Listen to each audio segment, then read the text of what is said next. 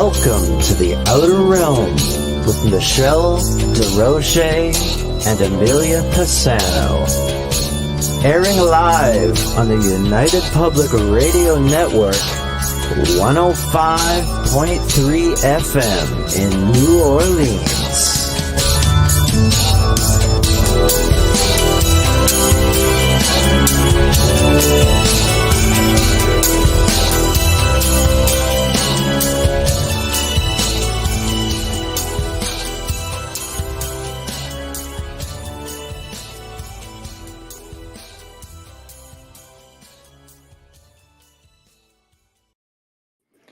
Good evening, everyone. Welcome to the Wednesday night segment of The Outer Realm. We're broadcasting live on the United Public Radio Network, UFO Paranormal Radio Network, 105.3 and 107.7 FM from New Orleans. We're fully sponsored by the amazing folks over at Folgers Coffee, who have been on this journey with us for about 4 years now. So thank you very much, Folgers. We love you and we appreciate you so very much. We also would like to thank Dr. Snick, the sonic surgeon, aka Justin Snicker, for his contribution of his time, his music, and his voice for the intro that you just heard. He's an award-winning composer of Halloween, horror, sci-fi, and dark wave electronic music, which can be found on all of your favorite streaming platforms. Also, big thank you to Steve McGinnis, the artist behind the banners and logos here at the show. Check him out on Facebook and Instagram. Also specializes in the horror genre and does incredible commission pieces of all types. So 400 episodes, Bubbles. 400 episodes. Well, I tonight. haven't been here for all 400, but bravo to you. I'll let you know when I get there. But no. 400. Seriously, wow. 400. I know. Thank you. Who'd have thunk it when we joined this network under the craziest time in all of our lifetimes? Yes. Internationally, without saying the C word. I know. Who'd have thunk we'd still be here? Yep. True. So thank you to all of you.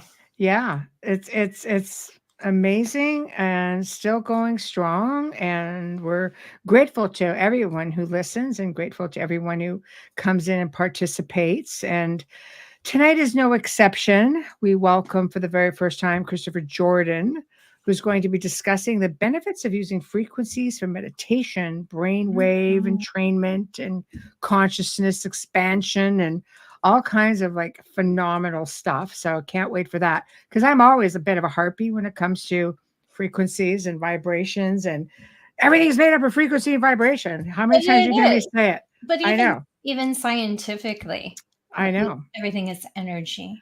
I know. And people just sometimes will occasionally look at me like I have two heads. Yeah, for decades, years I've been working with people and really recommending this sort of stuff for self-healing. And it's a real good feel-good thing, Doesn't ultrasound work on frequency? I don't know. It's like, being at a concert, sticking your head in the speaker. I don't know. It comes in many different forms, but I can tell you I love binaural beats. I love listening to it. And I cannot wait to see what Christopher's going to have to say about all this. So without further ado, he's here. Bam. Hello. Guest of honor. How you doing? We're good. How are you? Doing great. Thanks so much for having me on tonight, everybody. Oh my God, pleasure. It's always amazing having a podcast host on, because there are not going to be any tech issues.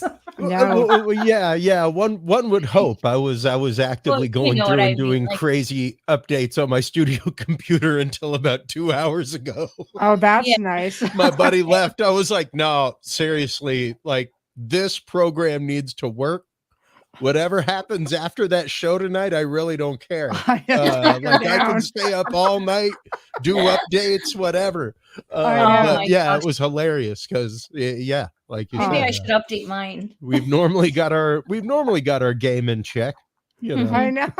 Well, you got that nice, cool radio announcer voice too, which is really That works. But things happen, and sometimes there's tech issues. That's right. But I'm just saying the chances are a lot better than average. But you're hanging out with us tonight on our 400th episode. Oh, wow. Yeah. Congratulations. That Thank is an you. incredible milestone for you guys. Thank you. Yeah, we've got great listenership and a lot of phenomenal guests, such as yourself, who come out and give of your time and share your research, your experience, your music in this case, which is really fantastic. So I always like to start off with humble beginnings in respects to what brought you to where you are today with all of this. I was just sort of touching a little bit on how I'm a bit of a harpy when it comes to this stuff, but I didn't just, fall into it. I found it along the way. Yeah. Yeah. And, I would kind of say I'm the same way. Even here recently at a conference that I was attending, there was somebody with, RF blockers, things like that. And like I am a corporate AV technician by trade. I regularly do things like RF coordination, where I come into a hotel property and it's like, oh, what frequencies is house security using? I want to make sure my microphones aren't on the same frequency, that we aren't picking up radio transmissions from a local radio station, things like that. So, and it was one of those, it kind of hurt me inside that the person they're selling this $400 device literally could not tell me the range of specification that the device was using. Wow. It's like, well, if you can't tell me the range that it's using, like that means you actively can't tell me what you're showing me on screen. And that kind of disturbs me if you're trying to sell a product for $400 that, it's like that you can't actively explain the technology behind it. And just my world as a technician, I think that tends to bugger me sometimes. That seems to be the even flow, even with sales reps in cars. Just saying. Yeah. Oh no. I mean that's a sales rep. I worked conferences for years. I worked them in the medical industry, and it was one of those like, all you pretty ladies over here selling heart catheters, I don't see you in the heart catheter training session over in 22B. So I really wonder what your skills are with the heart catheter that you're selling. Wow. No, they were just salespeople. Right. So did you say, get out of my way and let the professional explain to you? Come here. I've been sitting in the back of that session. I can tell you what that heart catheter does. But quite let honestly, me sell it for you. it like this stuff came to me, much like you were saying in the intro there, Michelle. It came to me through passion. I am a musician at heart. I'm an engineer at heart. I spent years in the world of live engineering, things like that. And for me, I guess it always rang back to that Aristotle point of view of, be careful the music that you listen to, because it may just influence you in strange ways. And that is true, because like you were saying before I joined, Amelia, everything is frequency. We are seeing that more and more now, especially once you start looking at things like quantum entanglement, which just won the Nobel Prize that I keep shooting flares up about. Like, for some reason, people don't find that sexy science. And it's like, like that pretty much lays the foundation of everything that they said about remote viewing. All of these things, the fact that frequency is a part of all of it. Even when you get into those that have had extreme paranormal experience, those that have had UFO close encounter, abduction, being in the presence of craft or technologies, like though if a craft can ignore the rules of gravity, if it can warp in and out of space-time, or travel faster than the speed of light, we are talking an extreme radiative field of RF radiation that, much like getting an analog watch around any magnet, that watch ain't going to tell time right anymore. It's going to be partially magnetized. we are going to be partially shifted to the same frequency as that technology if we're around it long enough. Well, we're energy, right? Yeah, So yeah, energy begets absolutely. energy. Yeah, Right. like right now, the three of us are, despite distance, all sharing an electron shell by all 9th grade science. Yes. Like these solid objects are mere illusion, quite literally. So Right. once you really start cracking that nut and getting that open, it's an amazing world, Michelle, that yeah, you can tune your brain. You can influence the world around you with your own frequency. It's pretty remarkable. I find it is remarkable. I find when this has only started happening to me in the last while. We were talking about this on a different show a while back, where when I listen to music now, because I do love to listen to binaural beats, and I like the frequencies for different things. Sure. But I find now I can pluck them out of songs. Sometimes it's all I'm picking up. If I'm in a different room, because I love to leave songs or music on for the dogs, I like it nice and calming. And I can find if I'm in a different room, all I'm hearing is the frequency in that song. Yeah. Mm. Yeah, Cool. specifically the low end, things like that, Sometimes. because Yeah. that's what travels. Right. And That would explain it then. that and that's quite literally where the physics of sound comes in. Most people don't realize if you want a really good seat at the next concert, if you happen to look at the floor and you see a little square in the back, that's the sound guy. Shoot for a seat near him. Exactly. Always sit with the sound guy. system is tuned to where his seat is. That's right. So if you're in front of that, you're not That's going to right. necessarily, you'll hear the sub wave, but you won't Right. feel the kick and the Right. percussiveness It's of true. the sub. Because true. that doesn't develop until 30 feet after the source, which is why you can clearly hear the subwoofer of somebody driving down the road. Ugh. But they have to turn it up to feel the bass. That's right. Because that subwoofer wave isn't even occurring That's till how 30 feet past their vehicle. That's how I let my mom know I was almost home. Yeah, right. Okay. She would say, I could hear you before I could see you. Yeah, I knew you were at the absolutely. lights. I'm like, what? Absolutely. And that's just it. Those things, and like you said, Michelle, whenever you step away, it's like you can feel that frequency differently. It's because you're only in the range at that point of the subharmonic frequency. And I've actually got one playing right now. Oh, good. Let me Oh, cool. I didn't play with this stupid Let me It's thing. like see, show and tell. We love these. Yes. I just hate let me this see how lighting thing. loud I can get it, because this is a very low tone. This is one that most people are familiar with. Okay. There we go. Oh. That's about as loud as I can get it before the point of distortion. But that is 7.8 hertz. Wow. That is the Schumann resonance. So basically what you are hearing is 8 clicks per second. Now, the easiest way you can explain this to people, and once again, the only way I can do this right now is because I've got the signal amplified. If I go slightly higher than that, it will start distorting. That is more the range of sound that what you would be hearing would be an octave of that. Human hearing typically starts right up around 20 hertz.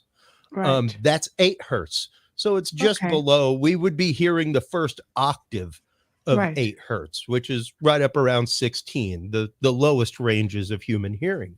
Right. But those are the frequencies that, like you're saying, when you get a certain distance away, you lose the treble and mid-range, and the bass waves start going up. Right. Those are the waves that travel for long distances. That's why, you hear whale songs, and they're down in those ranges, things like that, because they can travel through medium, whereas a high range frequency might be blocked by a medium like water, The low ranges are actually amplified and carried through it, which is why pregnant ladies out there, it is hugely important what you listen to with your child as they are in that amniotic fluid. Hugely influential. See, people I would put not the think of something like headphones. that. Oh, I Because did. the amniotic fluid is actually 3-4 times thicker than water, so it carries sound amazingly well. One of the first albums that I actively decided to put out was Puer ad somnum, which means sleep child in Latin, and that was an album that I actively made for my son in utero. Wow. For him to listen to while he was still in utero inside of my wife's womb, things like that to kind of start his journey. That's beautiful. Did you put headset on her abdomen, or did you it was just in the general vicinity of the room. I feel really stupid. It played. I have a regular track of music that just plays in our bedroom 24/7. It's always on. Wow. And it's always, binaural beat music, things like that. Wow. And he had the same thing when just recently, whenever we moved houses and I reset up the system. It took me a week or two to get it set back up, but once I got it set back up, 6. Wow. So how did he react? Like after being born, was it soothing for him to be listening to this? Like he was familiar with it and he's still familiar with it. Wow. That is no, as interesting. soon as he heard the music, he was like, "Oh, that's the music from my room. I want that back." Wow. He's like, "Oh, that's awesome." It works with pets too. And absolutely. Yeah, it works when you bring a puppy home. They say that certain sounds that are soothing to them, you can pick up on it. And I know there's even a sound that I do in my dog's ear, who is 15 and blind, and I will do that noise in his ear, and when he's frantic, and he calms right down. It's the same thing with children. I find, Well, and once again, if you listen to that tone, I'll bring it back up. Yeah, please. That is right at the frequency range of a cat's purr that you feel, not hear. Right. So that is right at the same frequency range, which, of course, the cat's purrs and things like that have been researched for years. 7.8 hertz was one, and frequencies of it was one that they actively pumped into burn wards and statistically showed people healing faster. Things like that. So, wow. Our brains are amazing pattern machines. They strive and look for pattern to the point, especially once you start looking at the work of Gansfield, things like that, which is really where I first ran across the work of the Monroe Institute and binaural beats, things like that. Was I was hugely, from the time I was in junior high, into subliminal psychology, the idea of subliminal messages in music, subliminal messages in video and film. When I got to college, it kind of became an abnormal psychology obsession of mine. And I happened to have a abnormal psych professor who it was one of his side obsessions, and he would give me materials, things like that. And that's kind of how I stumbled across the work of Gansfield and the idea that minus stimulation, if you were to put on a pair of soundproof headphones, and if you were to put on a pair of Gansfield goggles, which were basically just blue field, just like a baby blue field, right?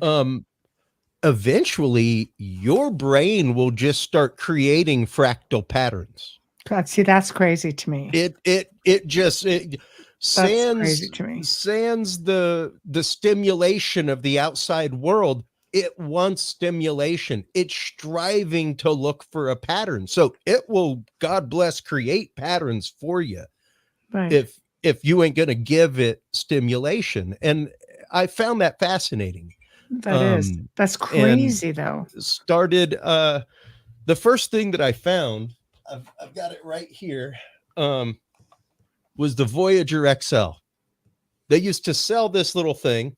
It's a pair of goggles that you put on, and it has a headphone output. One thing is for the goggle brightness, the other thing's for the headphone volume. Okay. And you could even put your own music in the back. It was pretty cool. But Okay. all of these little buttons, these little numbers, it came with a book, and you could do things like the 20-minute power nap. And it would take you through a ramped series of binaural brainwave beats that took you from active consciousness down to deep theta and delta wave sleep, and then back up, and gave you the equivalent of like 3.5 hours of a full cycle of REM sleep in 20 minutes. It's like, wow. Things like that, where you could literally program your brain. And it's much like lucid dreaming, but without just the visuals, because I could train my brain. I could dream about whatever I wanted to, fast forward, rewind, pick up where I left off. That is specifically where my music has gone now, is to things like my album Meditations and Cosmic Journeys, where the tracks are specifically designed for 528 hertz. Things like that are crown chakra oriented. They are associated with lucid dreaming, things like that. And to the point that our brain is a pattern machine, it's also a muscle. You know, if you've ever done any hardcore meditation, done any kind of long-lasting prayer exercise, even praying a rosary a week, what have you, you find yourself before that time of prayer or meditation already getting into zone. You know, yeah, prayer is meditation if you're focused. Yeah, precisely. And it's really interesting how our brains can do the exact same thing. If you're trying to pick up your alpha waves, things like that, for creativity or absorbing information faster, by giving your brain alpha waves regularly, it basically teaches it to tune into that faster and to create that faster at the point of necessity. It's pretty remarkable. I taught myself to speed read a long time ago because of school. Can I ask you a question? I don't know how on top. This has been driving me crazy for a long time, and I think you're the only person that could answer this. Oh, you know how sometimes you see on social media they're playing a song and they're playing sounds that go left, right, left, right, left, right, and it's supposed to be soothing. I find it painful.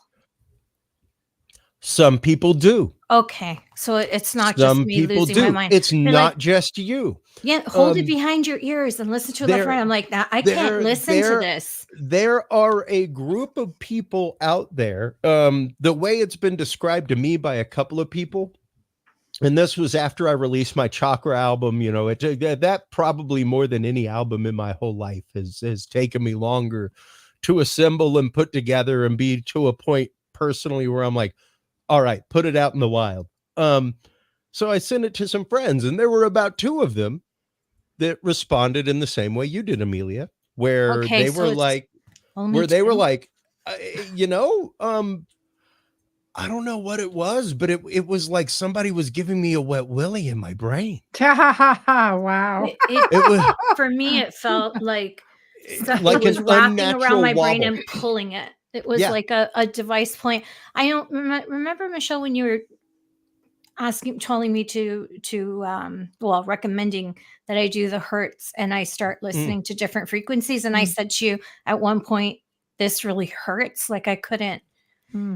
Like, is there something wrong with me? Yeah, why would that be, Christopher? Specifically, what's happening, especially in the world of binaural beat, you have to remember binaural meaning both ears. Now, what you're doing is, once again, taking advantage of your brain's want for a pattern. So let's say, for instance, you want to meditate on 431 hertz. You're going to give your brain 2 offset frequencies. You aren't going to give it 431 hertz. You're going to give it 433 hertz in one ear, 432 in the other. And that offset wobble between the two going, whoa, whoa, whoa, whoa, whoa, whoa, whoa, whoa, whoa, whoa, whoa, whoa, whoa, whoa, whoa. Eventually your brain goes, oh, well, you must want to be listening to the sum of these two parts. You want 431.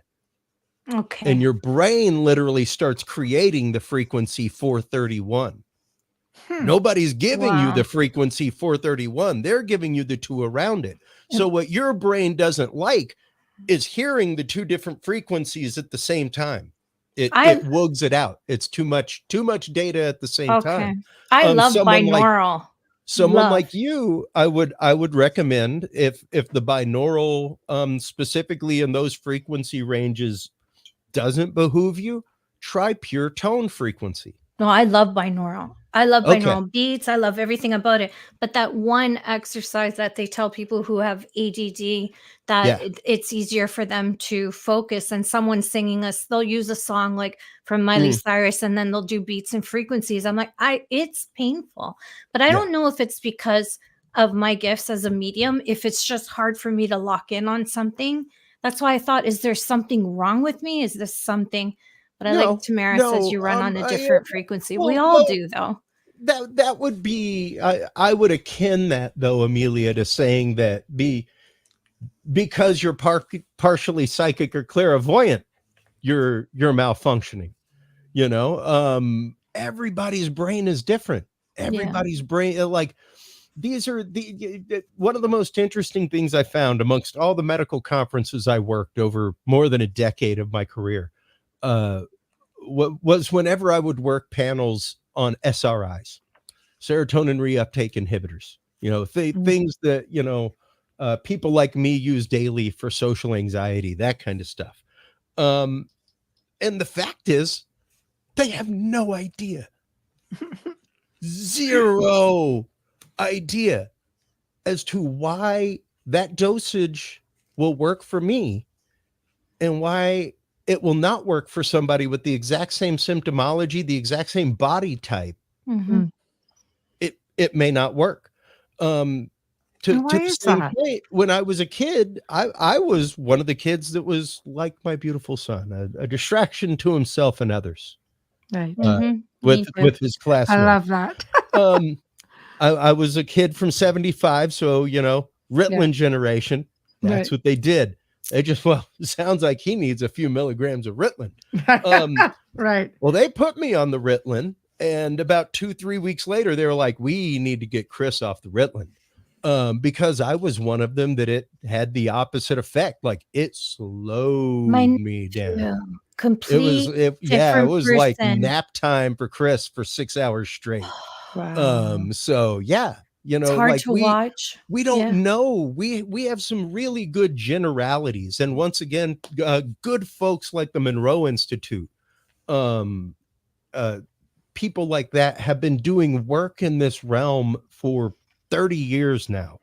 It is remarkable the number of things that they have found, the number of things that they have actively studied in the lab when it comes to binaural beat, the way that things activate, the way that you know, people use it to start tuning their brain and getting ready for remote viewing sessions, things like that. Like I just went and covered the remote viewing conference this last year again, and the Monroe Institute was one of the co-sponsors.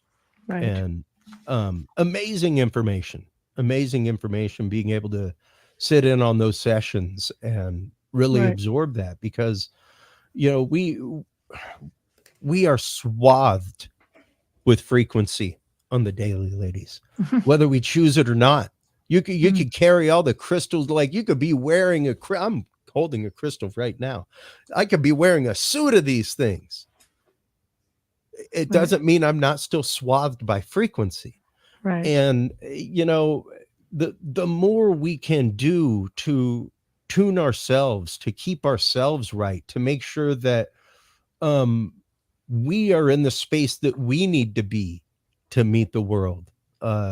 It's I don't know, I guess maybe it's teaching karmic principles at one point in life and stuff. I kind of consider myself responsible for whatever frequency I drag into a room. You know, But that's a good thing, right? It is. I mean, It's a huge point of responsibility. it is.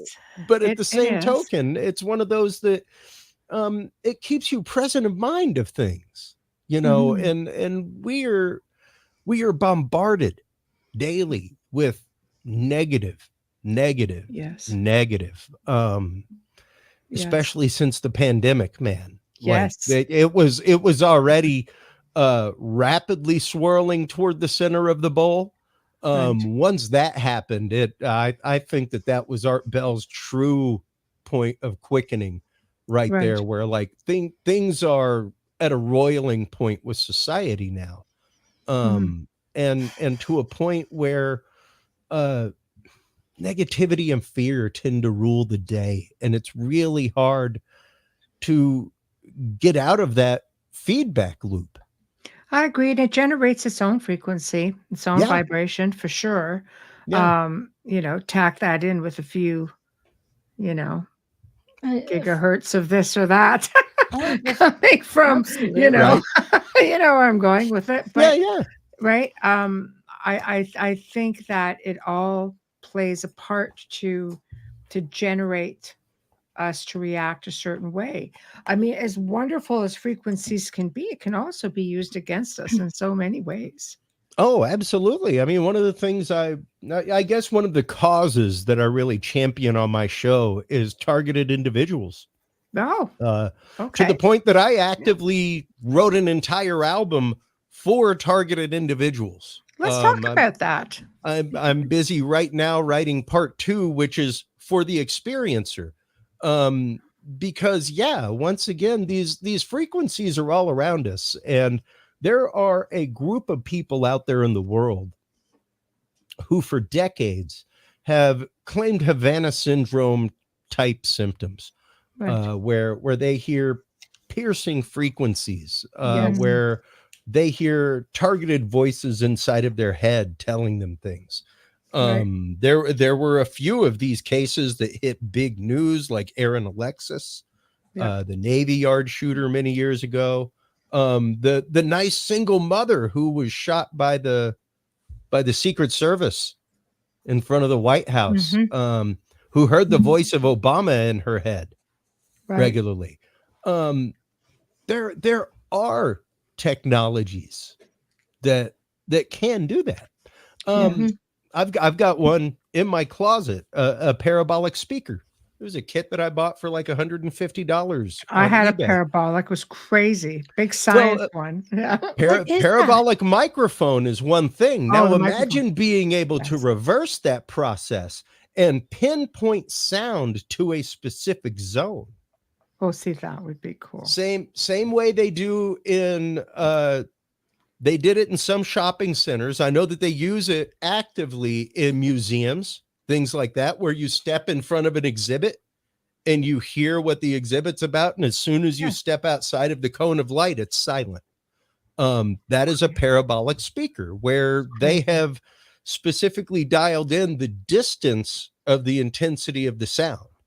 Right. So they can do the same thing. There are lasers that are made typically now on my shows when I would be popping up the articles and patents for such things. But lasers that are made to vibrate your head, things like that. Our brain is just one big jellified transducer sitting inside of a resonant chamber known as a skull. So that'd be frightening if you had any sort of metal component in your body or pacemaker or anything like that. Like, absolutely. That's probably why they're adjusted so often, though. Well, and even to the point of acoustic microwave frequencies, the people who are Havana syndrome sufferers, it's now called the immaculate concussion. They show active white matter damage to their brain. Wow. And that is from nothing more than a concussive blast of high-pitched, high-frequency microwave sound. Directed sound energy. It always amazes me when you go to a concert and you see ground level people with babies and headsets on them, and I'm like, No. It always hurt me. And Oh, no. granted, like I started a lot of my career with jam bands, so I saw quite a few babies Well, jamming now around. they give them a headset, but Yeah, I they've don't got think that's the shooting headset enough. on. And Yeah, well, what always hurt me was, really, you brought the dog? Like, that's as cold as ice, dude. That thing's got hearing 10 times more sensitive than yours. You're gonna bring him into a basement club full of heavy metal tonight? Like, what is that about? Yeah, you shouldn't even have your stereo on loud when the dog is in your car. I know. But it's I don't know. It's one of those, I tell my son all the time, who's 6, like, you only get one pair. That's right. You only get one pair of them. You can do a lot of things with lasers and stuff like that to fix your eyes. You take care of your ears, man. You only get one pair of those, and that's right. They are more than valuable.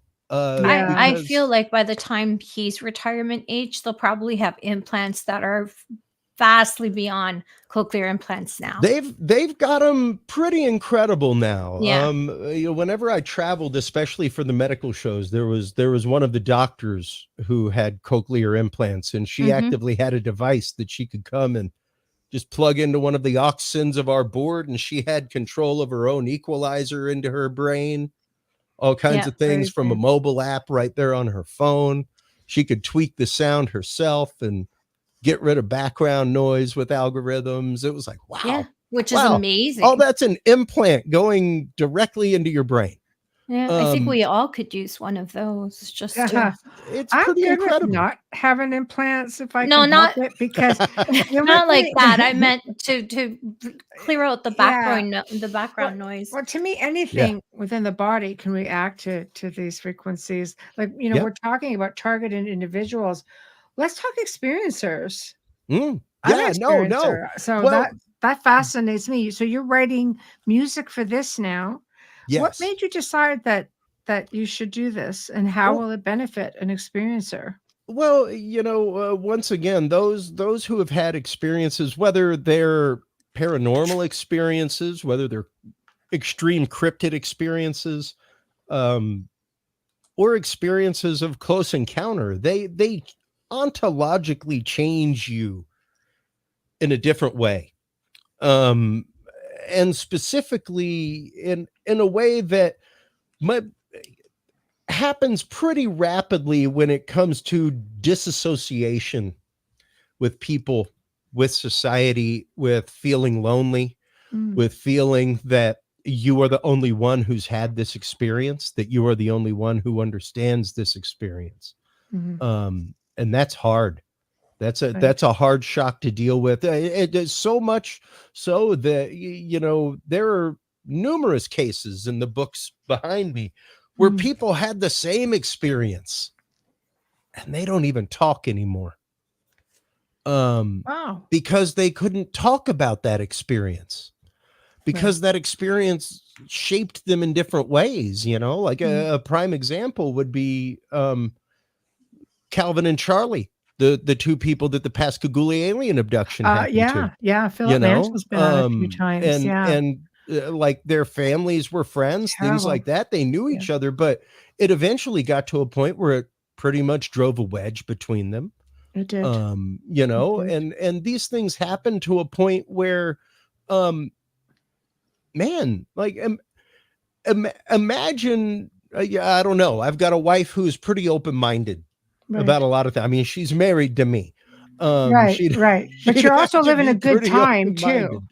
You're in a good time, right? Like, I think things Yeah. are a bit more well received right now. Pascagoula was like, that was a time where you didn't talk about stuff like that. Yeah. So you're fortunate because not only do you have a great wife who understands you, but you're living in a time where it's an acceptable thing. So she doesn't have to think about putting you away. In a time and in a culture, we also forget, that in some cultures these things are anathema to talk about. That's true. Yes. Yes. And even cultures within America, the subcultures within America, the African American culture, things like that. Like, it's hard enough to come forward and talk about anything, much less have fear of talking to your family because they may ostracize you, something like that. So yeah, being able to leverage these frequencies, being able to use them to passively help people get over such feelings, and slowly conquer them. And so frequently it's the fact of there's a truth with a capital T, but so much of our truth is through the lens and filter of our experience at the moment of interaction or action with the other side, with the paranormal. And one of my big examples with that would be Sev Talk, where she had a string of bad relationships that were not good, not healthy. And when her abduction happened and branding, she was marked by the aliens that took her, things like that. But she has come to a point of beautiful peace and understanding with her experience now, after having processed that and realized that her initial shock and fear and everything else was being processed through the lens and filter of those other horrible things that were happening to her in life. Right. And it can be hard to process those things and till them out of your garden to begin with. Right. Much less if you have a snowfall of a paranormal event happen in your life that can come along and literally shock you into another state of reality. Right. Never heard of anyone being branded. Oh yeah. Hey, E.T. That's a first for me. Oh yeah. Branded? No, they left a little mark of an X of dots on her rear end. It was wild. We had a guest who came on a couple of years back, and he had a few of those as well on his knees. Yeah. So I guess we have to ask ourselves: is it ET or is it experiencer team? So yeah. So is it them or is it us? Yeah, I don't know about that. I am a big proponent of the shift to UAP. Yes. Because it takes it out of too many things live inside of the Kleenex box. I get that. Of catch-all, paranormal to begin with. Right. Even the idea of I belong to a lot of groups on social media, and there's one here in San Antonio where there's a person that probably about twice a week is posting pictures of the lights off in the distance. It's like, at that point it seems sort of normal, right? Which you kind of have to question, right? Like, just why Occam's razor. I'm sure you wouldn't just be posting them on social media. Like we'd be getting a link to the tickets to come see the lights. I know, it's true. Yes. I want in. Yeah. Yeah. Right. Like if it's that dependable and that on schedule, you have to wonder, is it still now paranormal? Because you've lost the para part. It's now just normal. And even to that end, when I went to the MUFON conference this last year, I had a chance to speak with Thiago Tietche. He is the sole MUFON investigator for the country of Brazil. One of the countries in the world with the most UFO sightings out there. And you got one guy. One investigator. That's right. Brazil's crazy. And it blew my mind. But I was like, I've got to ask, what about the tribes? What about the people outside of the city? Right. Do they make reports? And he was like, well, there's two reasons. No. Number one, it's like a day and a half long trip one way via boat to come to me. He was like, however, on occasion, every few years, every year or so, I go out and I go to them. And they basically don't come and tell me anything because to them, it is nothing out of the normal. It's never been anything out of the normal for them to see these lights in the sky. So for them to come report something abnormal, like, that's not abnormal. It's part of our oral history. We've talked That's about right. it for It'll be centuries. part of, It's that's strange for normal going you. back hundreds of years. Yeah. Right, passed down. We're the ones that are like, holy crud, but where they're like, whatever. Right? I Like, know. Yeah, well, and Yeah. it really goes to the point of, how many times have we reinvented ourselves? How many times have we lost this collective knowledge? Even when you look at frequencies and the ways that ancient civilizations used them, it's been Yes. pretty well shown acoustically now that the positioning of things in Stonehenge, if you are standing at the right spot, it's like a big acoustic generator. Yes. It's there as a natural megaphone to amplify your voice. I have been to the theater at Epidaurus. I saw my teacher light a match down on the stage while I was up top, and it sounded like he was 3 feet away from me. Yeah, that is an outdoor theater. Yes. With absolutely zero walls, partitions, no baffles to direct sound, nothing like that. Utter construction of the venue. Well, Created the stone proper also holds on to sound. It has a memory, like it can hold on to vibrations and absolutely. frequencies as well, which to me is fascinating. I want to get to one question before we go a little bit harder or a little bit farther, which I thought was a great question, Amelia.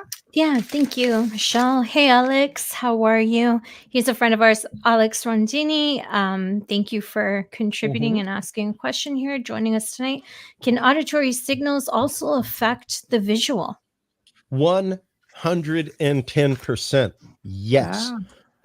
Your eyes are liquid.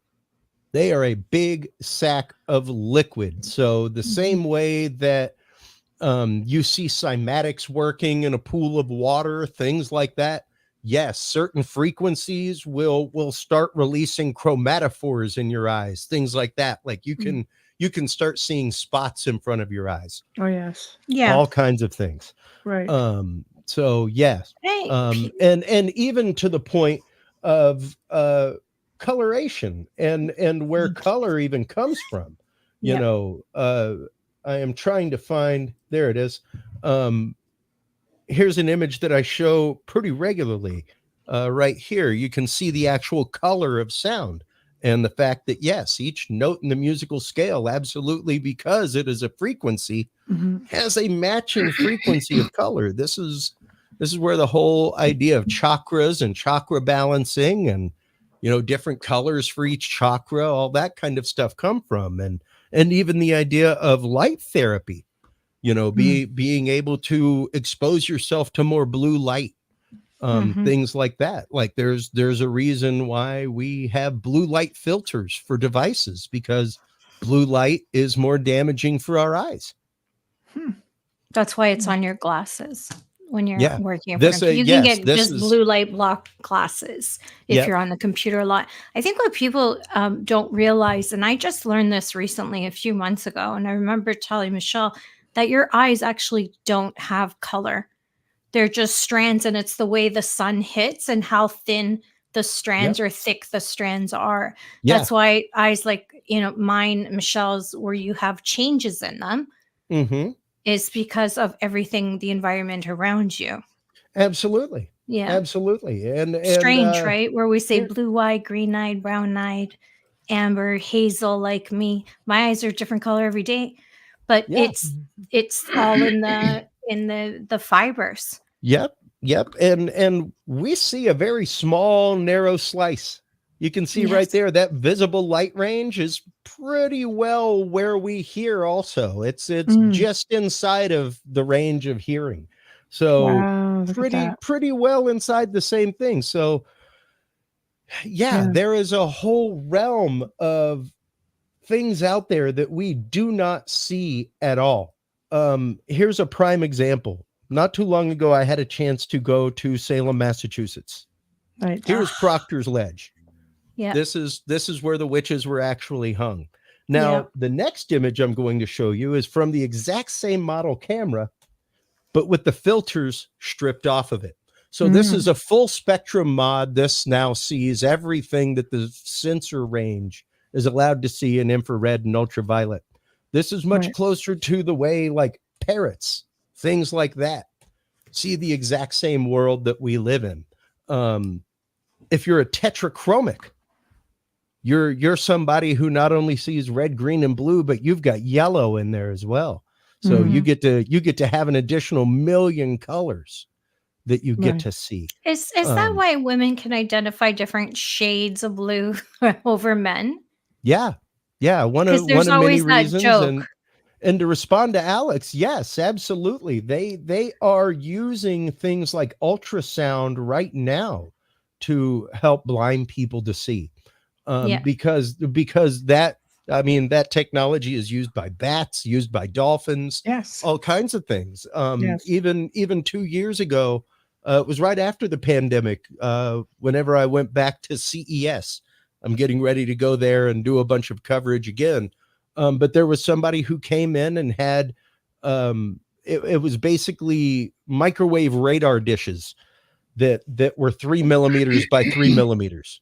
You could put about 25, 30 of them on a postage stamp, and each one of them had the range of about 300 feet. So to think of something that is 3 millimeters, slightly smaller than your average LED on a flashlight, that has a range of 300 meters to and fro, as far as radar ranging, that's incredible. And yeah, you could small enough to put on the side of a pair of glasses and have a blind person know that an obstruction just jumped in front of them 30 feet. Like amazing things out there. Right. Oh, there's lenses, corrective lenses for people who are colorblind.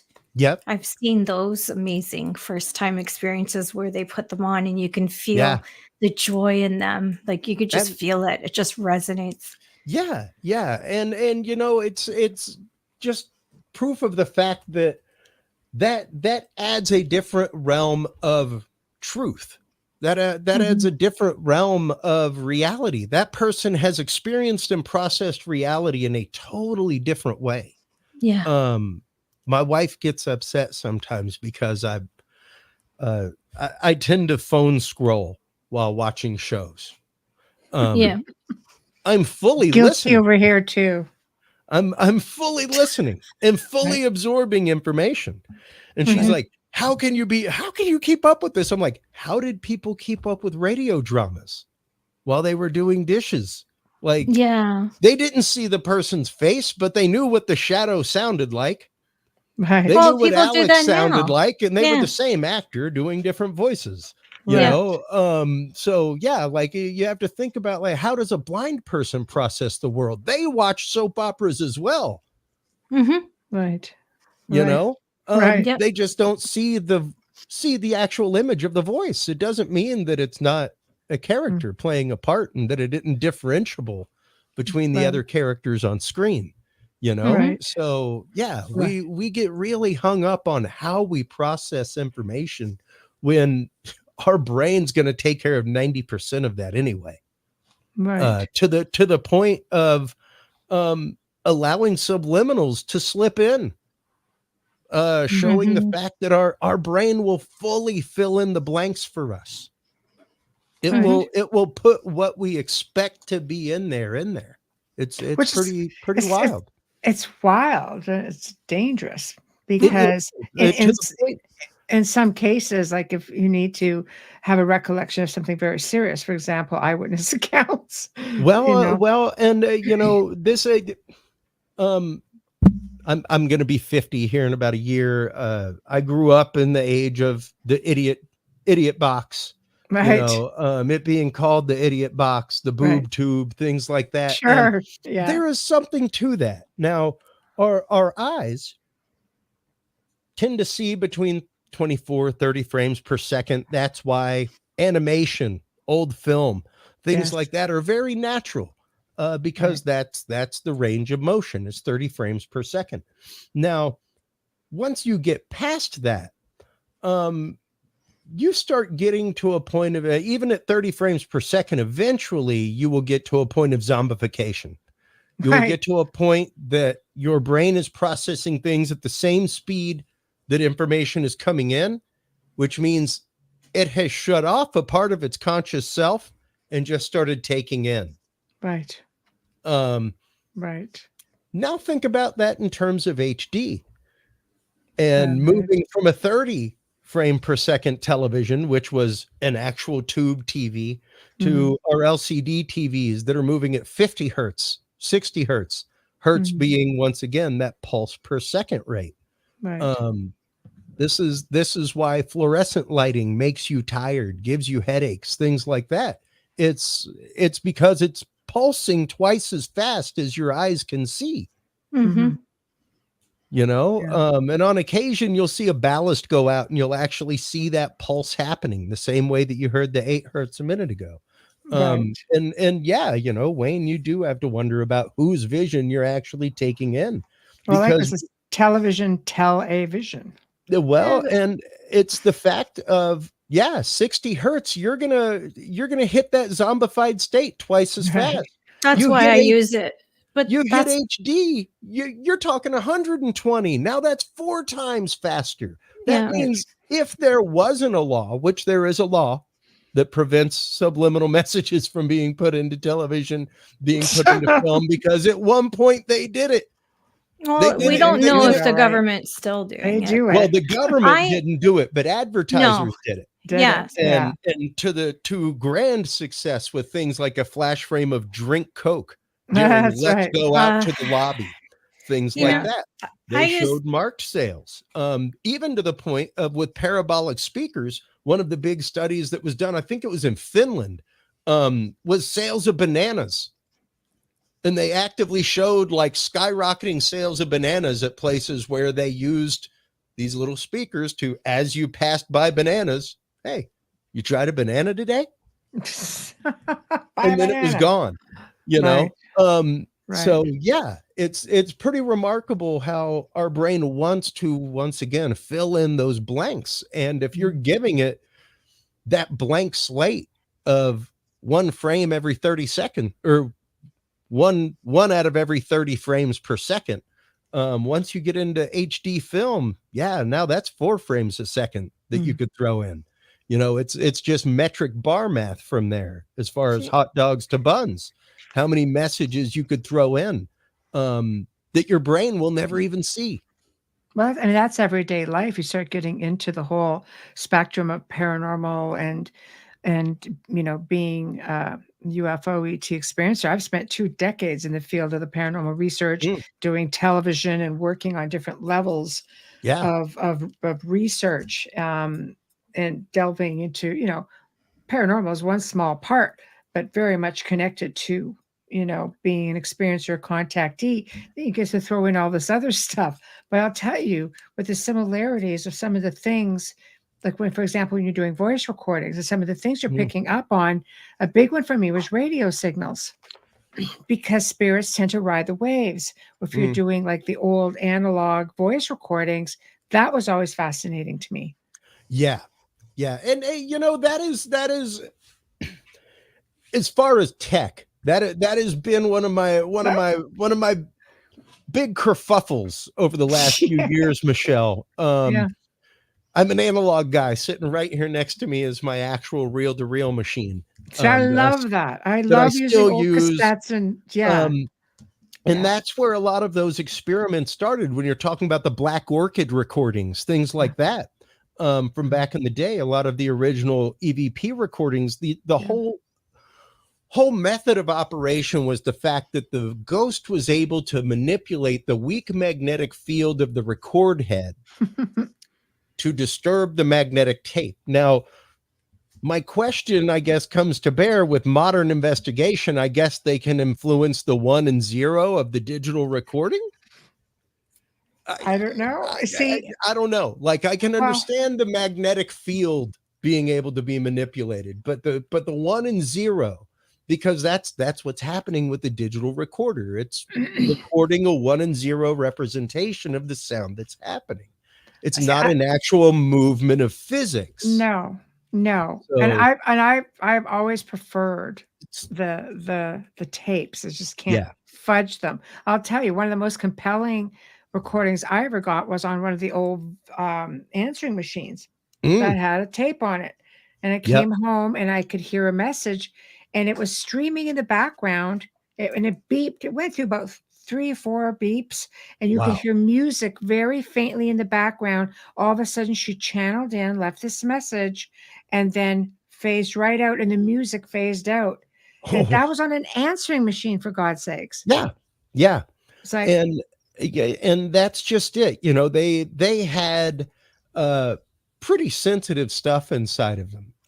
A lot of those. That was kind of it was part of the problem, but also one of the great things. Like when it came to investigation, it was great that you could pick up all these stray things and stray sounds, stuff like that.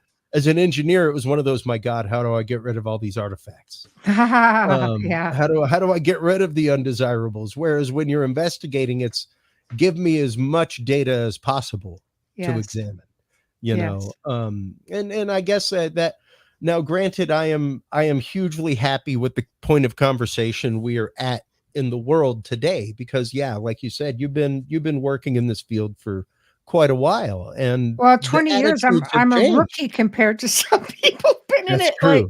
That's true. Zaffis, 50 years, 40 years. That's how I feel whenever I step into places like the MUFON conference, and people are, oh, look at this young buck. I'm like, I'm 49. I'm the young buck.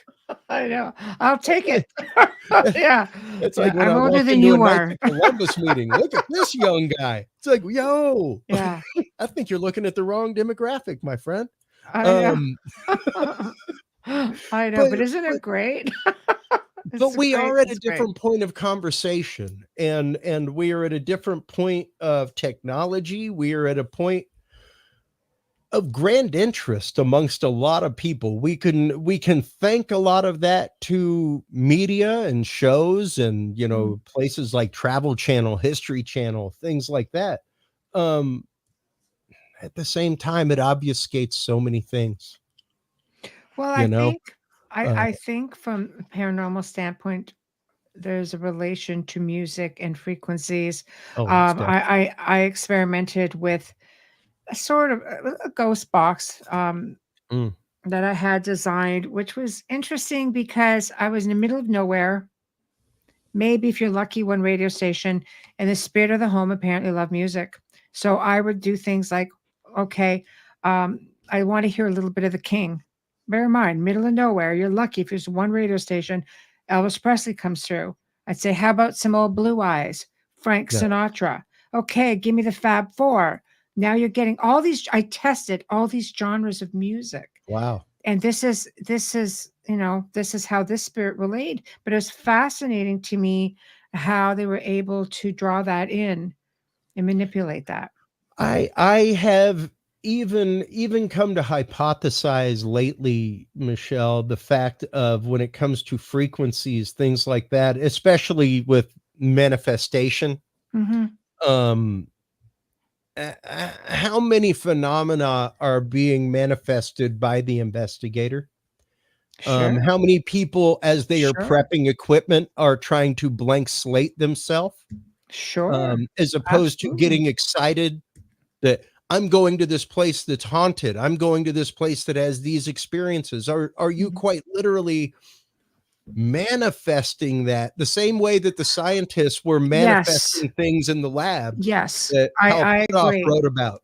You know, where it's like when they're going home and did I put 2 millimeters too much of this? Is that solution going to go bad? Like they were actively affecting their experiments in the lab. Yes. And that's where I think you get a lot of issues when you're trying to, you know, do seances and things like that. I've done loads and loads of investigations through the years to the point where I just retired from it, because for me, it was just, I was working with people who didn't want to communicate what was in their house. So it's like, I'm not going to go in there and communicate with something you don't want there. I'm not going to go encourage anything. But the thing is, you know, you always have to be careful of the mindset, because the brain is so powerful, and we don't often comprehend just how much you can project energy. Like Amelia and I are always talking about psychokinesis. That's just a big one. You're throwing of energy and manipulating all of the energy around you. That was the scientific end result to the experiments done on poltergeist activity was the fact that it was more than likely a young kid somewhere nearby that was just angsty. And could have been a woman on menopause too. Yeah, absolutely. That I've what I said about that poor woman that was just in the news with 2 wombs. I was like, oh my God, that poor lady. She actively has 2 wombs. Like, there's a projection. That's a totally different world of psychic ability. There's quite a few women like that didn't know until they had children. Yeah. I totally and constantly break appliances. And never the cheap ones. It's just insane. Yeah. But I know it's energy. I know it's me. I'm short fused, so I understand. Yeah. I know it. Well, and there are quite literally people who, much like the brother in Better Call Saul, are allergic to energy and allergic to electric devices, things like that. I'm just allergic to people. Where I can, yeah. Right. See? Yeah. I love people. It's the groups of people that scare me. Yes. It's the individuals are bright, beautiful stars in the sky. Right. Right. Once you gather all the mass gravity of them together, that it's become disturbing. Right. Oh, can I just say something? How many times have you heard lower the radio so I can see I'm backing up? Right? Yeah. Yeah. No, and things like that make sense to me because like we were saying a minute ago, with the person who chimed in asking if frequency affects sight. Yeah, yes. Alex. Yes. Even to the point of mental distraction. There are some people who, like me, live with the soundtrack in their head. I tell people typically the reason I buy the synthesizers that are behind me, if I go and I hear like 5 things I've heard in my head and not been able to make, I'm buying it. Like, done. It's done. I heard that in my head and I've been trying to make it. That thing just made it.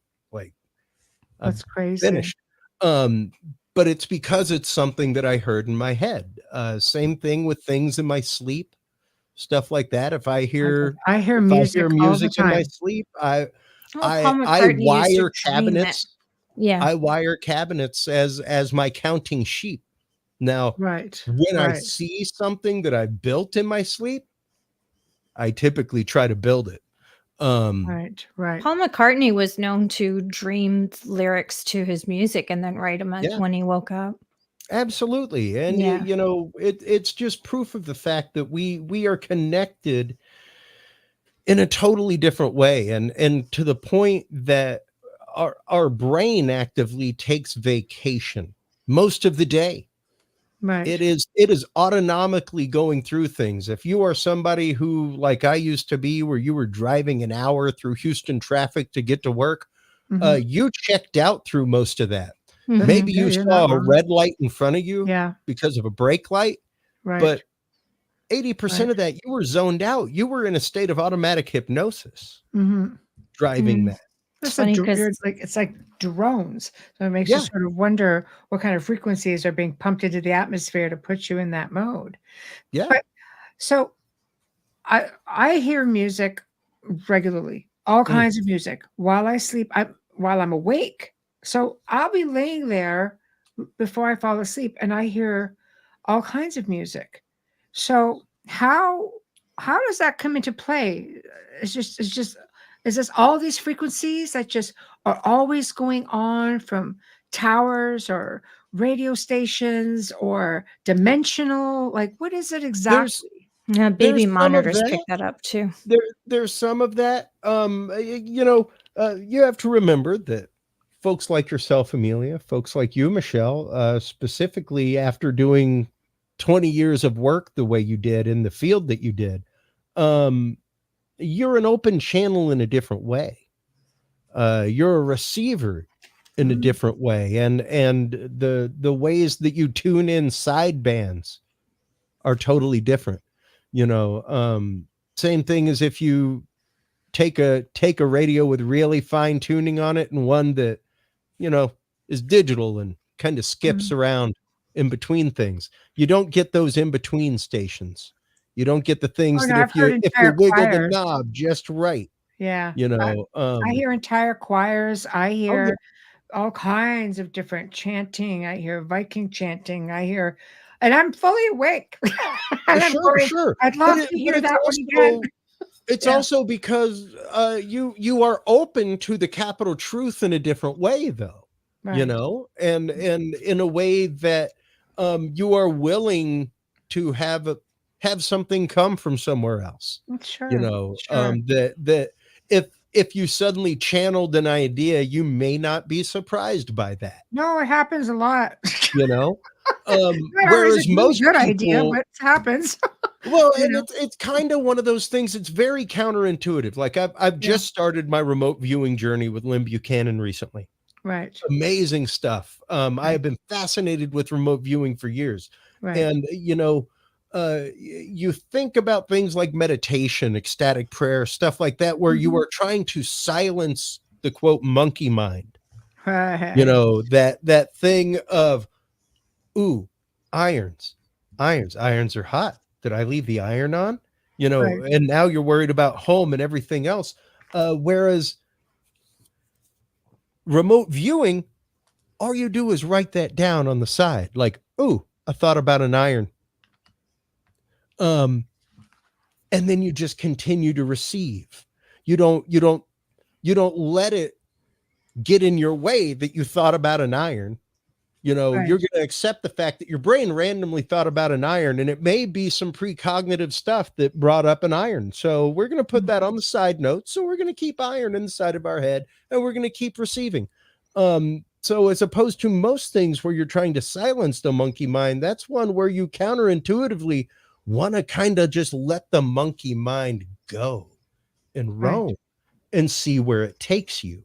Right. You know, Yeah. very much the same way as lucid dreaming, things like that. And it can be scary when you first start those things. It can be freaky, man. No, I Like I miss remember lucid dreaming a lot. Yeah.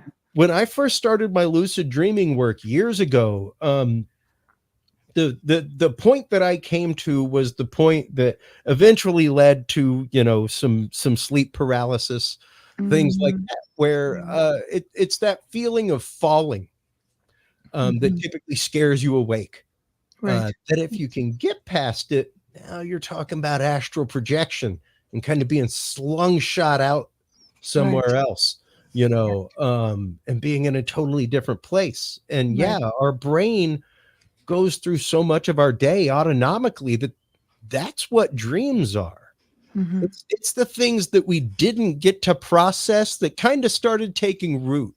You Mhm. know, like as we walked along, it's a seed that we kicked some soil over during the day. And Right. now our brain has some time to unpack that and think about it. Because earlier it was really worried about being upright and avoiding the car in the street, Right. you Right. know, and breathing at the same time. So it didn't really worry about that passing It's thought, but it it's definitely hard to remembered mix it. the physical in with Yeah, the metaphysical, with the who we are as energy. For me, that, the hardest part about the physical is the high pitched screeching, like frequencies yeah. almost bring me. Amelia and I, again, we've talked about this. It happens to both of us. The frequency is so high that it's painful. Yet sometimes I can hear the slight, almost like a tinging, like of a bing, bing bells just Mm, off in the distance. It's so gentle, but the yeah. high pitch right in the middle of Oh, the it feels day. like a ice pick through your eardrum. Yeah, it's Yeah. terrible.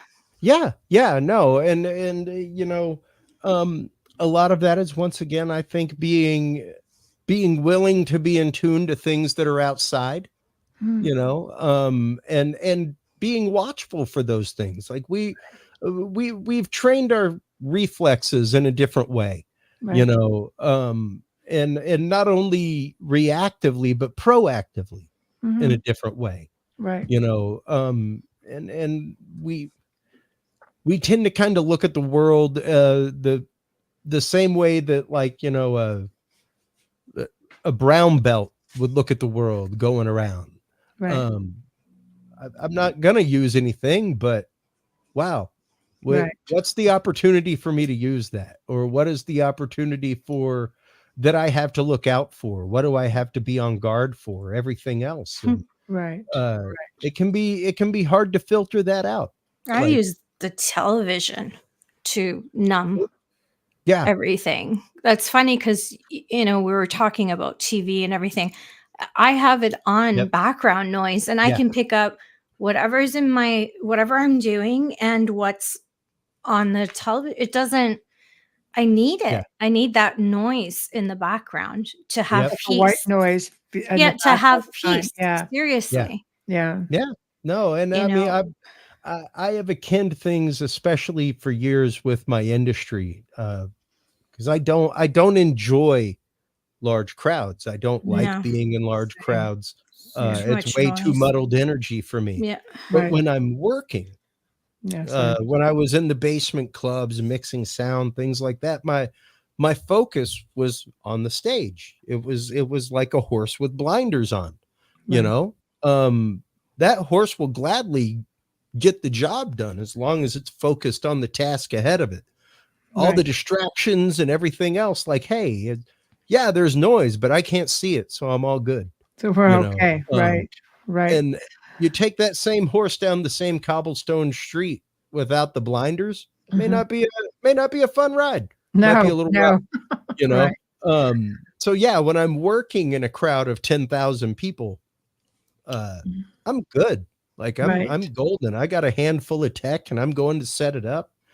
Right. You take me Right. to that same crowd of 10,000 people just to hang out, I'm probably It's a gonna have a different thing. I'd miserable Right. fight time, a dude. Out of minute the to element. go on stage, but I don't want to stand with them. Yeah. Yeah. We're going to do a quick station of sponsor ID. And when we come back, I'd like to talk about all of just frequency shifts, energy shifts Sure.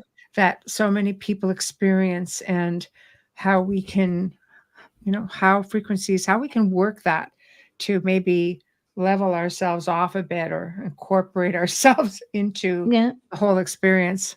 I'd like Absolutely. to know how that fits in with the seasons as well, for Ooh, those of us who experience 4 seasons. Excellent. absolutely. Okay.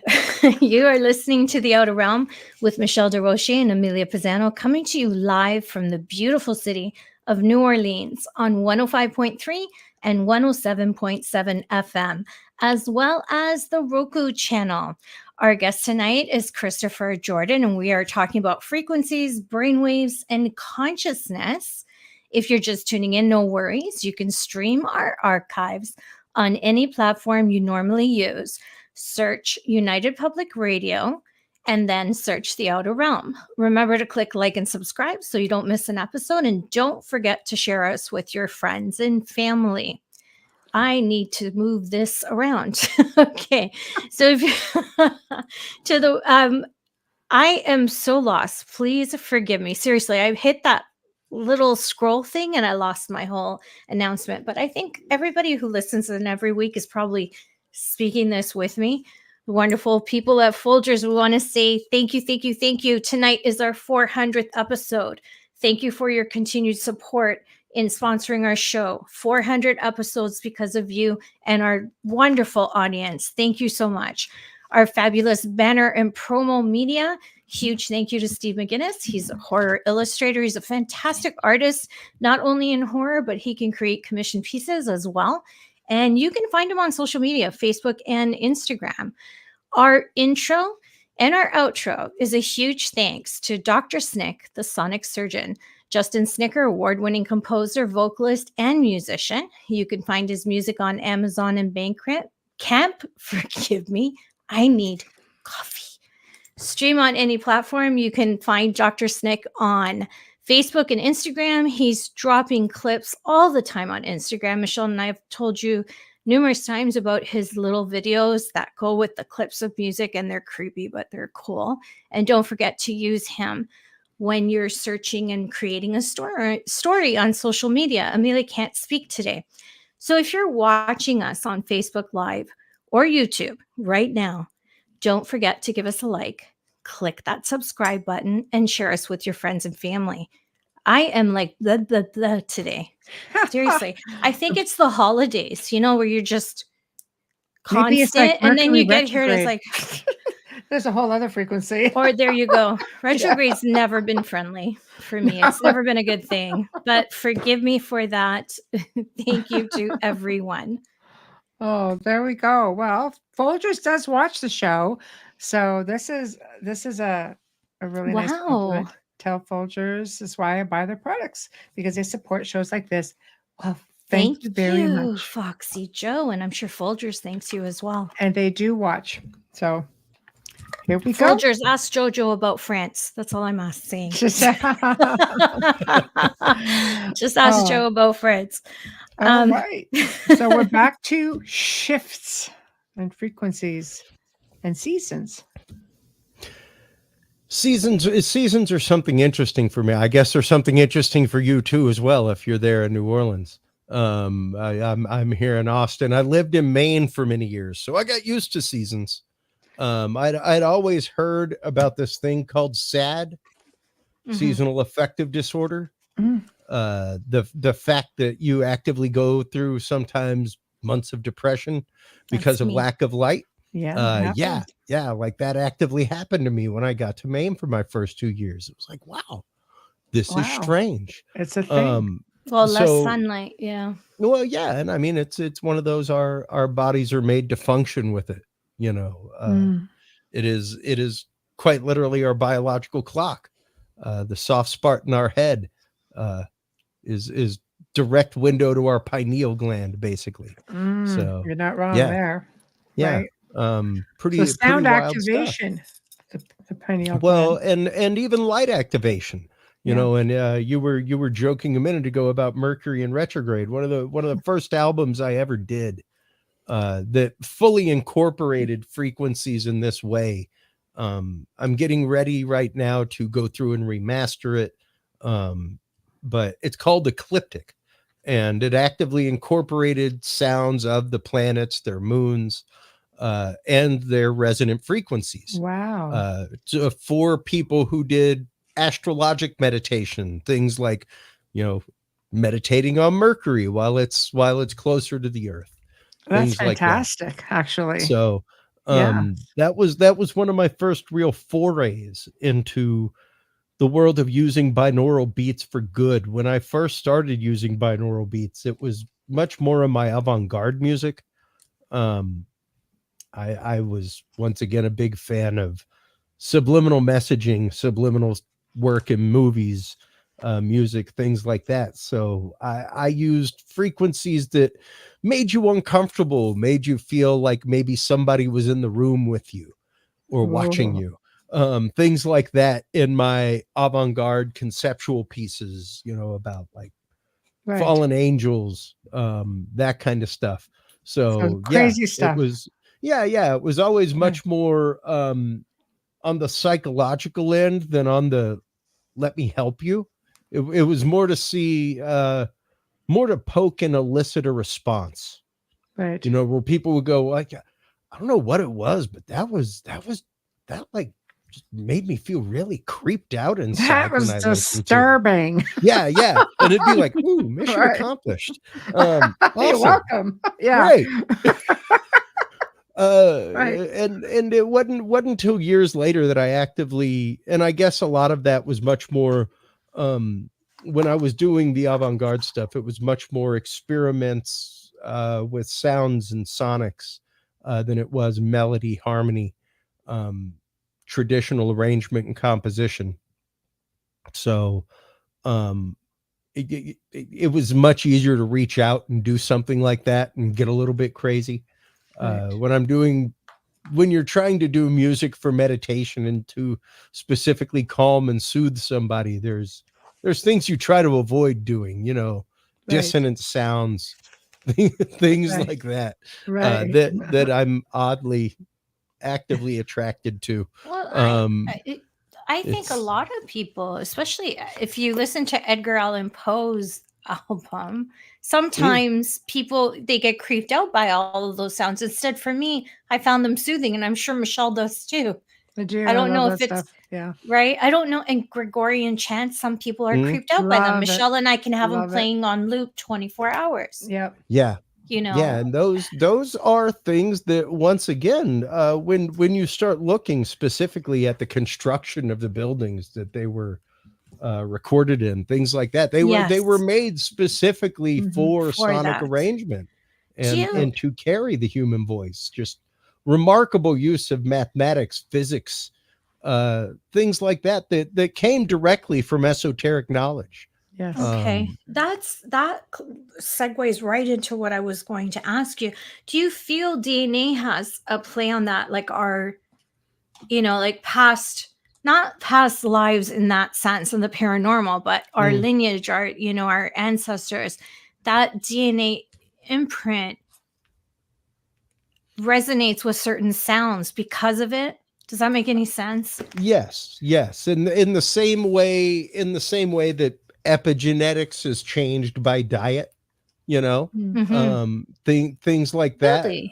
where small changes in diet, things like that can be passed on epigenetically. Yes, I would tend to think the same way, that if your grandmother was tuning her brain and your mom was tuning her brain and things like that, it would just stand to reason to me. Same way as if mathematicians get together and have babies. It's interesting how they tend to have like mathematicians and scientists. It's like it's carried on. It didn't work in my family. Fibonacci is actually a great uncle, and oh wow, I'm no master at math. No mathematician. My family built Pisa. I can't draw to save my life. But are you drawn to symmetry? I am, and I'm artistic in different ways. Okay. I'm very creative. That I'm not going to say I'm not, but it has skipped generations where my nieces are incredibly gifted artistically, just incredible. And like my daughter, she was playing piano and playing conservatory, like classical music by the time she was 4. So yeah, it skipped. It skipped right past me. Well, and a lot of that is also encouragement. Like I don't know. I spent a little bit of life behind desks teaching things like that, and there is definitely something to that Montessori concept of when you see a 4-year-old, they're probably going to be the same at 40. The only difference is whether or not they know to pull somebody's hair because somebody was like, hey, you shouldn't do that. Right.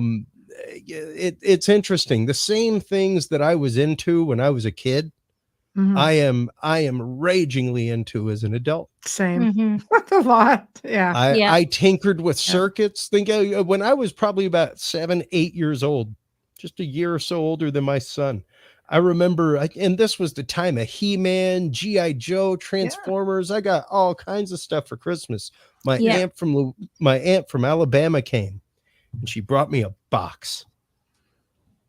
And I opened it, and inside that box was a cedar knife that my grandfather had carved for me. Just bored next to a campfire, carved this knife. Like, here you go, boy. Get out there and have adventures with this wooden knife. Don't stab your sister. It was that and two, 3 broken items, like a broken radio, a broken hairdryer, things like that. And all of He-Man got ignored. Every bit of it. They were like, well, damn, man, like I could have just brought him a box of junk and he'd have been happy. But that was my jam, was seeing how things worked and why they worked and taking them apart and making inventions. And now I design circuits and guitar pedals and things like that. Like still the exact same thing, just on a different level. Right. My life is lived in connecting wires and building machines on site, and let's assemble a bunch of AV gear and do a show, and 3 days later tear it all down. Right. Like that's my jam. It's what I lived for, and it's what I was about when I was a kid. So if you follow that, yes, it is very much the idea of almost reincarnation, almost the idea of we are reliving past lives. We are tapping into something that drives us on a different, more primordial level than the stick shift of the surrounding world. It's not just I get that from my mom or I get that from my dad kind of thing. I wanted to, do you want me to read Alex's? Oh yeah, we'll come to this. Sure. Okay. Thank you. Have any of you heard of Marconi Union? Marconi Union and isn't that a band? I have no idea. I know Marconi, isn't that the radio guy? But I don't know Marconi Union. No, Alex. No, can't say that we have. Let me see. No. At least not by that. Give me one moment.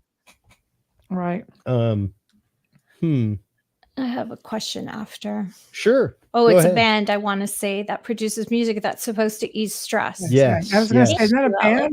Yeah. She was right. Now I have heard of Marconi Union. All right. I will definitely be checking them out. There are bands that have been doing it for quite a while. You know, it's pretty interesting once you start getting into it. There are people who have written whole albums based around solfeggio frequencies. One of my favorite albums out there is the Rosslyn Quartet or Rosslyn Motet.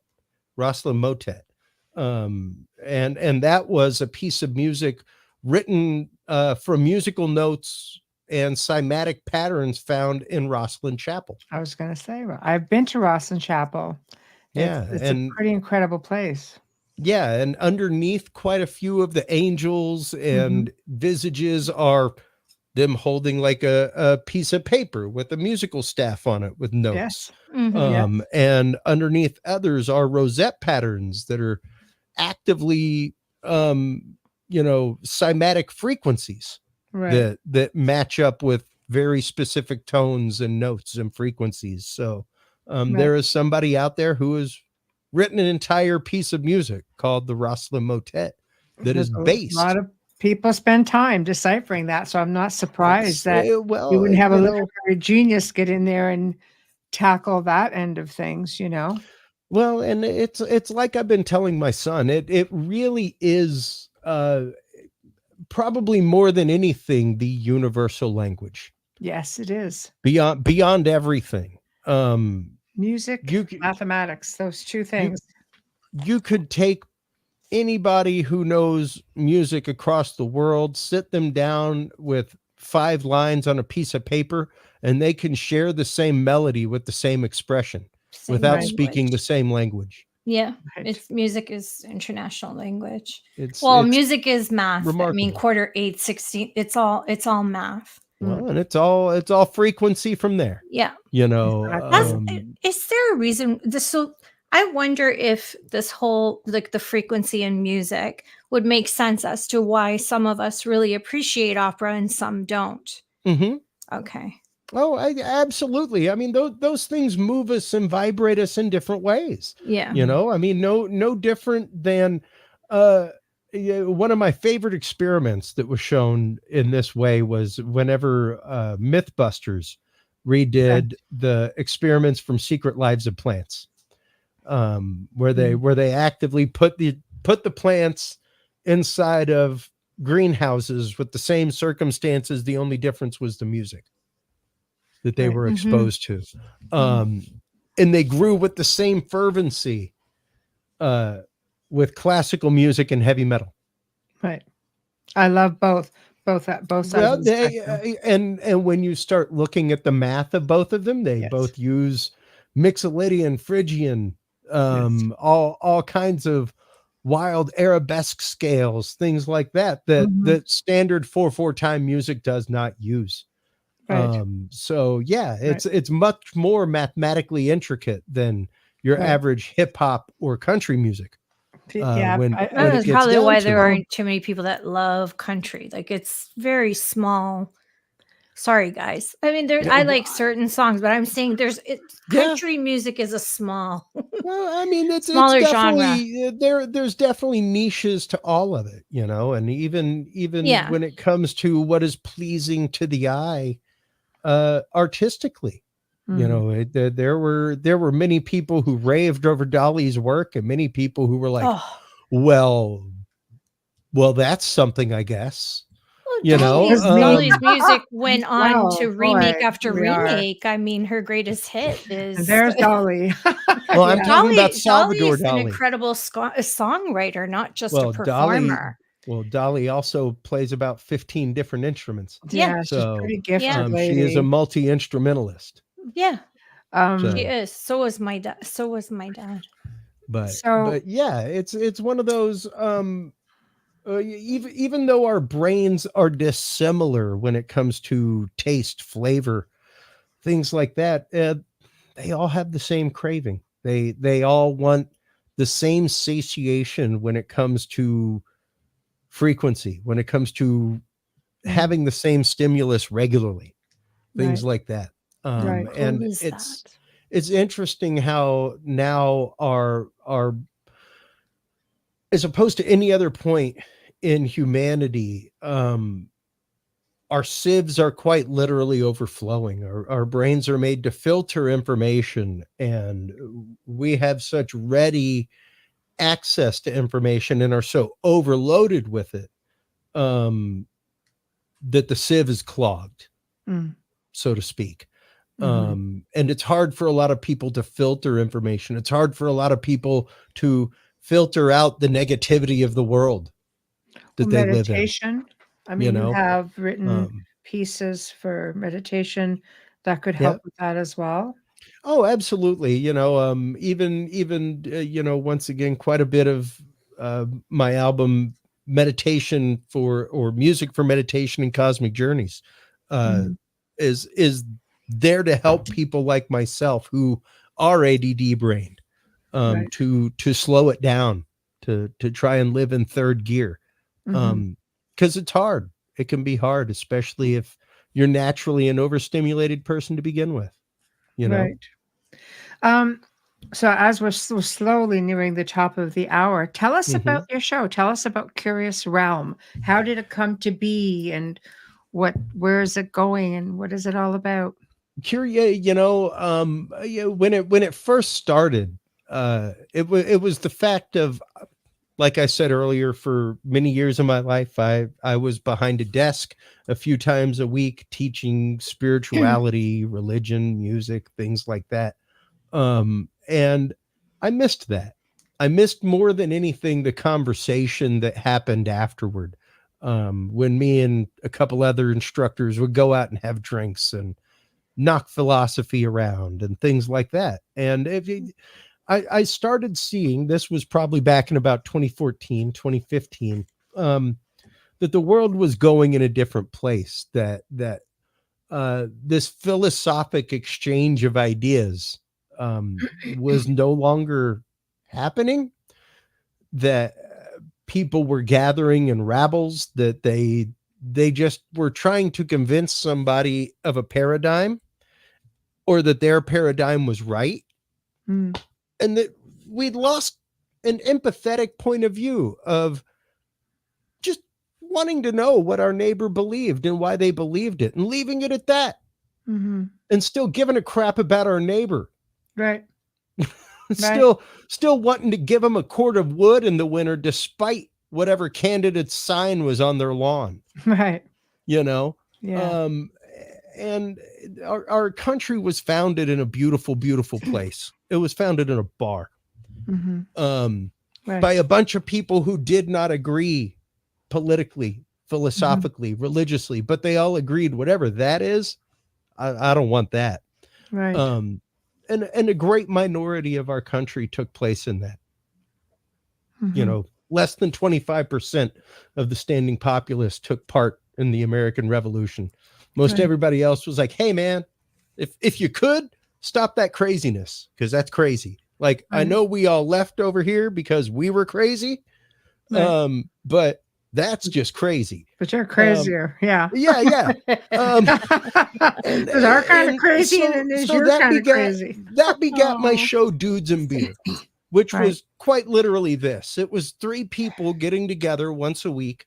Everybody bring a 6-pack and 6 topics. Maybe we'll get through it all.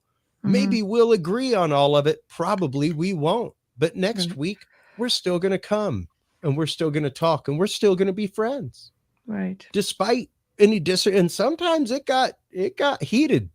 Right. Like it got heated sometimes. Yeah. But we're all still friends to this day. Every one of us, it's the sharing of ideas and meeting of the minds and, that sort of thing. When I sign off every show, it's the fact that open hearts and open minds make the conversation. And without a conversation, we ain't going nowhere as humanity. It's period. True. It's true.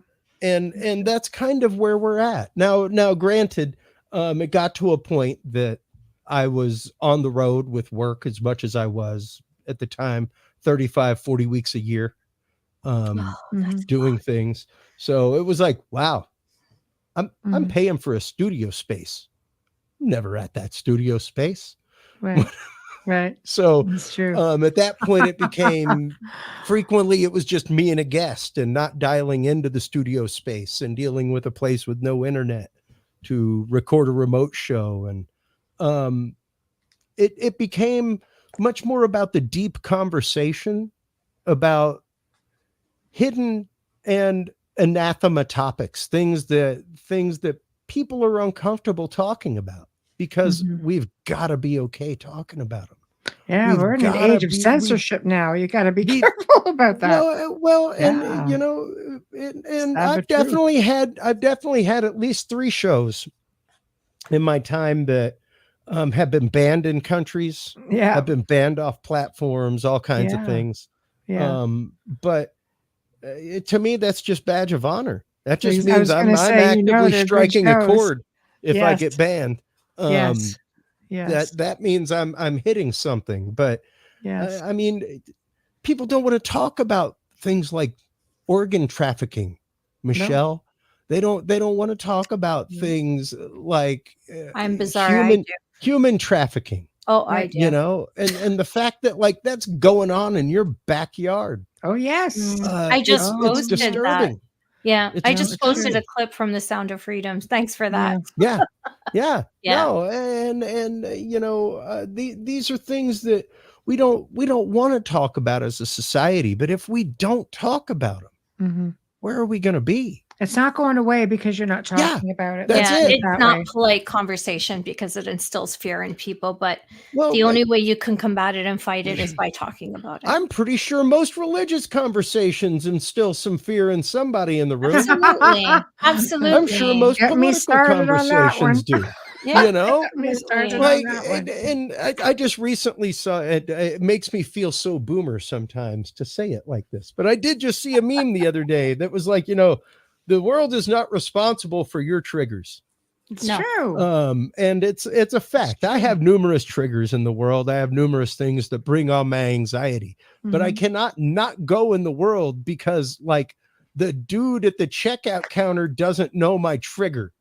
Right. Oh my gosh. And that's kind of where we've gotten to, is a point of, and people forget psychologically, our brains have 3 modes: fight, flight, and then that third one that people always forget, freeze.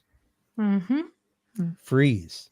And that's where most people are at. We are at a huge point of not only want of confirmation of what we believe, but also the horrible point of dislocation from the truth and disassociation from fact and the fact of even dissonant reality. The idea that cognitive dissonance is a real thing out there, where people are like, oh no, that totally goes against everything I know to be true, so I do not accept the fact. Right. And it's like, wow, you marry cognitive dissonance with the want of confirmation, be it a religious want of confirmation, a paranormal want of confirmation, what have you, a political want of confirmation. These are dangerous things that can be mixed together. And like I say on the show all the time, we have to be careful, because so much of this comes down to distillative thinking. And the only thing that you get from distillation is something volatile. Yes. That's it. You know, whether it's an exclusionary outlook of even the idea that the media is now using terms like UFO denier. Like, you got to think about that. For 40, 50 years, it's been crazy Uncle Chet, the UFO believer. Yes. And now there are terms like UFO denier being thrown around. But yet they just voted in that they don't want to disclose. Yeah.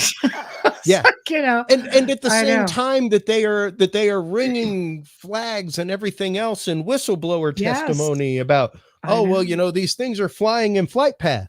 These things are flying over airports. These things are in sovereign airspace. What was the article this last week? UFO photographed over Air Force One over LAX. Sure. So there.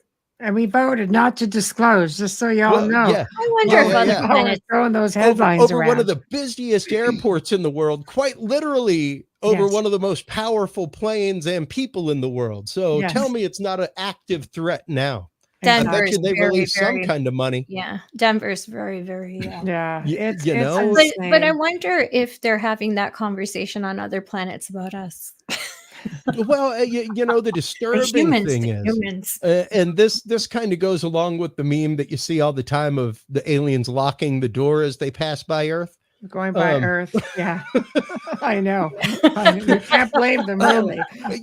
We're the kids that can't play nice in the sandbox. No, absolutely. 100%. And you know, you do have to wonder, as an approaching race, as an approaching civilization, you would start getting our communications long before you ever caught sight of us. That's true.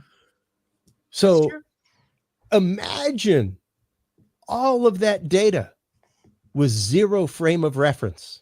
Yes.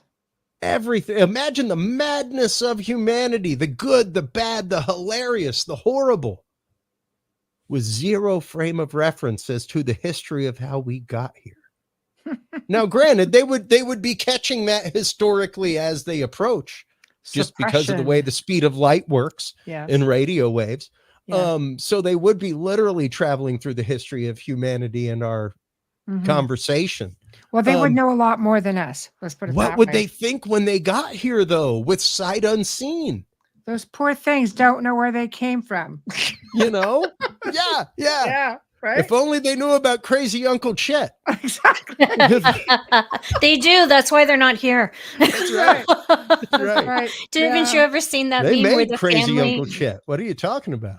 Have you ever seen that meme, Christopher, with the family? They take a fall photo and their babies are sitting in pumpkins. The wife's got pumpkin as a bra, and it says this. SHIT is why the aliens don't come. That's right. And it's a photo of Morgan Freeman going like, absolutely. Absolutely. You know, that's my favorite one. I mean, I tell people all the time, I'm fully down with, you know, believing out there things. I was raised Roman Catholic. We all you can't get more out there than some of the things the Catholics believe. Oh God, that's a whole other show, isn't it? You know, we can do that. But at the same token, like all religions, it has at the same token to think about that. It's the idea of that is but one of many pieces of filter paper through which the light of reality comes to me. Right. You know, and we have to be willing to see that. We have to be willing to see that, you know, whenever you take a picture, folks, is that the evidence? Air quotes, if you're just listening. Yes. You know, is that the quote evidence? Because evidence defends your life in court. Would you be willing to have that photograph you took at Uncle Tommy's grave defend your life in court? You know, and you have to be willing to ask that when you're talking paranormal, because otherwise you're making it pretty normal. Right. just to loop it right back to the beginning of the conversation and the idea of catch-all bins, you know? And that's a perfect place to at the top of the hour. It just goes by too quick. It really does. So please, we could do this again. Absolutely. Anytime. Feel free to reach out. I know. Absolutely. It's too much for just a little bit of time. I know. It it's is. like, so tell everybody where to find you. Promote yourself, please. You can shameless self-promotion time. You can tune in every Tuesday night. We are live at 8 p.m. Central. Typically a live guest followed by a short commercial break, then a pre-recorded conversation.